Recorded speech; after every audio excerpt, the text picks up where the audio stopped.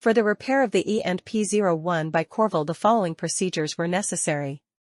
Replacement of various electronic components and general cleanup of the unit. For testing we used 220-volt AC power supply, a potentiometer, and a multimeter to measure the 4 to 20 mA output. As we near the set point by manipulate the input signal with a potentiometer, we observe that the milliamperes output can be seen on the multimeter screen and is 4 milliamperes. As we get further away from the set point, we observe that the output on the screen of the multimeter is 20 milliamperes.